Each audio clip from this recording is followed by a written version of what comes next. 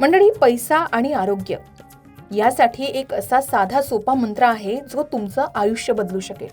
कारण पैसा भरपूर कमवता पण तोच पैसा सतत औषधांमध्ये खर्च होत असेल तर अशा समस्या प्रत्येकाच्या आयुष्यात येत असतात. कधी तब्येत साथ देत नाही तर कधी पैसा टिकत नाही. पोटाच्या समस्या, अंगदुखी, मानसिक ताण आणि यामुळे सतत होणारा खर्च, यामुळे अनेक जण त्रस्त आहेत. औषधं घेऊनही मनाला शांतता मिळत नाही आणि कमावलेला पैसा कधी हातातून निघून जातो हेही कळत नाही. म्हणूनच साधा, सोपा, प्रभावी मंत्र, त्याचा अर्थ आणि विज्ञानावर आधारित त्याचं महत्त्व चला जाणून घेऊया. एक असा प्रसिद्ध धनप्राप्ती मंत्र जो माता लक्ष्मीशी संबंधित मानला जातो. अनेक लोकांना विश्वास आहे की नियमित श्रद्धेनं हा मंत्र म्हटल्याने मन सकारात्मक होतं, आत्मविश्वास वाढतो आणि आर्थिक स्थैर्यासाठी प्रयत्न करण्याची ऊर्जा आपल्याला मिळते. मंत्र अगदी साधा आणि सोपा आहे. ओम श्रीम महालक्ष्मी नमः. बघितलं, हा अतिशय सोपा पण प्रभावी मानला जाणारा मंत्र आहे. कारण श्रीम हे माता लक्ष्मीचे बीज मंत्र मानले जाते. हा मंत्र धन, सुख, समृद्धी आणि मानसिक समाधानासाठी म्हटला जातो. पण इथे एक गोष्ट समजून घेणं तितकंच महत्वाचं आहे की मंत्र म्हणजे पैशाचा पाऊस पडणारी जादू नाही, तर मंत्र तुमचं मन स्थिर करतं आणि सकारात्मक करण्याचं काम करतो. जेव्हा मन शांत होतं तेव्हा विचार स्पष्ट होतात आणि तेव्हा माणूस योग्य निर्णय घेऊ लागतो, मेहनत योग्य दिशेने करतो आणि जीवनात बदल घडू लागतात. पण हा मंत्र म्हणावा कसा? तर सकाळी स्नानानंतर स्वच्छ ठिकाणी बसावं, शक्य असल्यास समोर तुपाचा दिवा लावावा, माता लक्ष्मीचं स्मरण करून शांत मनानं मंत्र जप करावा. रोज 108 वेळा हा जप करणं उत्तम मानलं जातं. शक्य नसेल, कमी वेळ असेल तर 11 किंवा 21 वेळाही हा मंत्र आपण म्हणू शकता. काही जण शुक्रवारी किंवा पौर्णिमेला विशेष जप करतात. आपणही पौर्णिमा किंवा शुक्रवारी या मंत्राचा 108 वेळा जप करू शकता आणि दररोज 11 किंवा 21 वेळा हा मंत्र म्हणू शकता. असं मानलं जातं की श्रद्धा, सातत्य आणि सकारात्मक विचार यामुळे मंत्र साधनेचा अनुभव अधिक चांगला जाणवतो. पण आधी सांगितल्याप्रमाणे फक्त मंत्र म्हणणं पुरेसं नाही, तर त्यासोबत मेहनत, प्रामाणिकपणा, योग्य नियोजन आणि खर्चावर नियंत्रणही तितकंच आवश्यक आहे. कारण माता लक्ष्मी त्याच घरात टिकते जिथे प्रामाणिकपणा आहे, स्वच्छता आहे, आदर आहे, मेहनत आहे आणि सकारात्मक ऊर्जा असते. तर मंडळी, पैसा फक्त बँकेत असणं म्हणजे श्रीमंती नाही, तर निरोगी शरीर, शांत मन आणि समाधानी जीवन हाही खरा धनसंचय आहे. मग निरोगी आयुष्यासाठी आपण काय करायला हवं? तर जेवणाआधी आपण हा एक श्लोक म्हटला तर तुमची ओव्हर इटिंगची सवय मोडेल आणि तुम्हाला निरोगी आयुष्य लाभेल. कारण आजच्या धावपळीच्या काळात आपण टीव्ही किंवा मोबाईल बघत घाईघाईने जेवतो. त्यामुळे किती आणि काय खाल्लं याचं भान राहत नाही. परिणामी ओव्हर इटिंग होऊन पचनाच्या तक्रारी सुरू होतात. आपल्या पूर्वजांनी शिकवलेला एक साधा श्लोक आहे. तो केवळ संस्कार म्हणून नाही, तर तो एक उत्तम डाएट मॅनेजमेंट म्हणून मानला गेलाय. श्लोकाचा अर्थ अगदी सोपा आहे, पण त्यामुळे अतिसेवन करण्याची सवय कशी मोडेल हेही जाणून घेणं तितकंच महत्वाचं आहे. श्लोक पुढील प्रमाणे: धुवा हात पाय, चला भोजनाला, बसा नीट येथे, तुम्ही मांडी घाला, नका मागू काही अधाशीपणाने, नका टाकू काही, करा स्वच्छ पाने.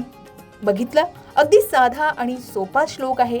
या श्लोकातील प्रत्येक ओळ तुमच्या आरोग्यासाठी कशी काम करते? तर पहिल्या ओळीत सांगितलंय की जेवणापूर्वी हात आणि पाय धुण्याने शरीरातील अतिरिक्त उष्णता कमी होते.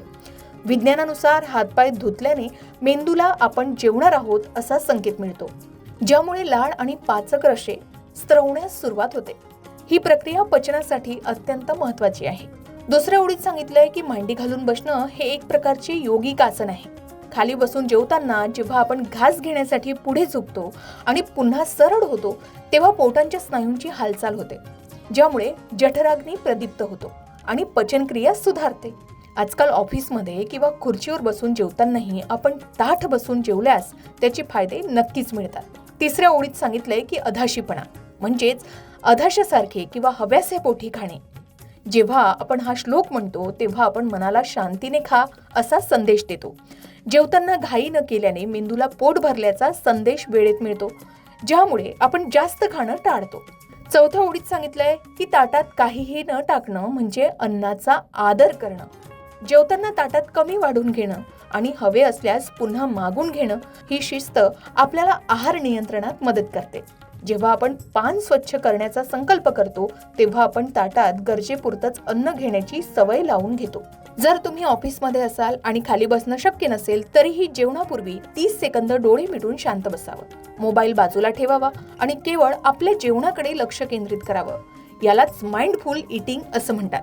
ते वजन नियंत्रणात ठेवण्यासाठी सर्वात प्रभावी साधन मानले जातं. थोडक्यात काय तर हा श्लोक म्हणजे जेवणापूर्वीचा एक पॉज आहे जो तुम्हाला अन्नाशी जोडतो आणि अनावश्यक खाण्यापासून वाचवतो. म्हणजे काय तर कदाचित खाणं किंवा वेळ न पाळणं आणि अति तिखट तेलकट पदार्थ खाल्ल्यामुळे शरीर हळूहळू आजाराचं घर बनू लागतं.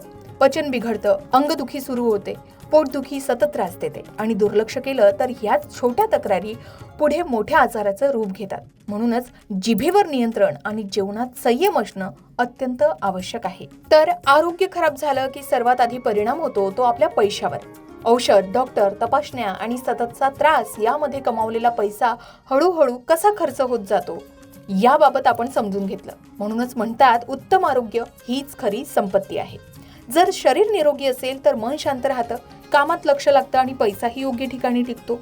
पण जेव्हा आरोग्य बिघडतं तेव्हा सुख, समाधान आणि आर्थिक स्थैर्य या तिन्ही गोष्टी डळमळू लागतात. म्हणूनच पैसा आणि आरोग्य याचा समतोल राखणं खूप महत्त्वाचं आहे. यासाठी श्रद्धेनं देवी लक्ष्मी मातेचा प्रभावी मंत्र जप करा. कारण लक्ष्मी मातेची उपासना घरात सकारात्मक ऊर्जा, आर्थिक स्थैर्य आणि समाधान निर्माण करते असं मानले जातं. तसेच रोज मनापासून म्हटलेला हा आरोग्यदायी श्लोक मन शांत ठेवतो, आत्मविश्वास वाढवतो आणि जीवनाकडे सकारात्मक दृष्टी देतो. जेव्हा मन सकारात्मक होतं तेव्हा त्याचा परिणाम आपल्या शरीरावर आणि कामावर दिसू लागतो. म्हणूनच मंडळी, फक्त पैसा कमावणं महत्त्वाचं नाही तर तो आनंदानं आणि निरोगी आयुष्यासोबत टिकवणं अधिक महत्त्वाचं आहे. या मंत्राचा आणि श्लोकाचा अनुभव श्रद्धेनं घ्या. फायदे जाणवले तर तुमचे अनुभव नक्की शेअर करा आणि ही माहिती इतरांपर्यंतही पोहोचवा. कारण कदाचित तुमच्या एका शेअरमुळे कोणाच्या आयुष्यात तरी सकारात्मक बदल नक्कीच घडू शकेल. अशाच प्रकारे सण, उत्सव, व्रतवैकल्य, उपासना, पूजाविधी या संबंधित आणखी काही माहिती हवी असेल किंवा वास्तुशास्त्र, अंकशास्त्र, ज्योतिषशास्त्र या विषयावर तुमच्या मनात काही शंका असतील तर त्या कमेंट बॉक्समध्ये नक्की विचारा. तसेच तुम्हाला आणखी कोणत्या विषयांवरचे व्हिडिओ ऐकायला आवडतील हेही आम्हाला कमेंट करून जरूर कळवा. या सर्व विषयांवर योग्य आणि संपूर्ण मार्गदर्शन तुमच्यापर्यंत पोहोचवण्याचा आमचा हा प्रयत्न नेहमीच राहील. म्हणून कमेंट करायला विसरू नका. अशाच प्रकारच्या माहितीपूर्ण व्हिडिओसाठी लोकमत भक्ती चॅनलला नक्की सबस्क्राईब करा आणि बेल आयकॉनला क्लिक करा. म्हणजे आमच्या नवनवीन व्हिडिओचं नोटिफिकेशन तुम्हाला मिळत राहील. तसेच योग्य आध्यात्मिक मार्गदर्शनासाठी लोकमत भक्तीच्या फेसबुक पेज आणि इन्स्टा पेजला लाईक आणि फॉलो करायला विसरू नका.